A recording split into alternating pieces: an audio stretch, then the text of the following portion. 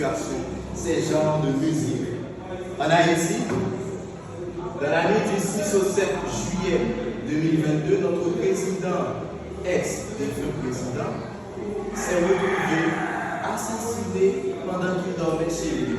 Le président de la République qui dormait chez lui dans sa chambre, dans une maison sécurisée par des agents de sécurité armés jusqu'aux dents, s'est fait traîner de son lit, s'est fait torturer, fusiller, écraser à coups de masse du président de la République. Comment faire pour banaliser tout ça?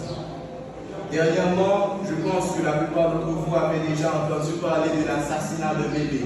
Une femme qui n'a fait de fuir sa ville en feu est tombée sur des bandits, des chefs de gang qui se chauffaient auprès d'un grand feu. Ils ont pris le bébé et l'ont jeté dans le feu. Ils ont jeté le bébé dans le feu. Vous avez entendu parler du massacre de Pont-Soleil. J'ai même eu des camarades au campus Saint-Christophe de Limonade qui se sont fait attaquer, kidnappés et battus par les gangs appelés Grand Tour pendant qu'ils retournaient chez eux pour passer les vacances. Tout ça, ce sont des formes de violence à ne pas accepter. Quelqu'un qui vit tout ça dans un pays si violent, un pays si instable et qui continue à écouter de la musique violence, finira par penser qu'il faut combattre la violence par la violence sale que proposent ces genres de musique. On parle de violence subtile. Oui, violence subtile. La violence, elle, peut causer beaucoup de méfaits pour la société. Par exemple, nous avons l'artiste qui se faisait appeler Hassan, un chanteur créole, qui faisait sa musique et dans ses musiques, il y avait des petites provocations par-ci, par-là.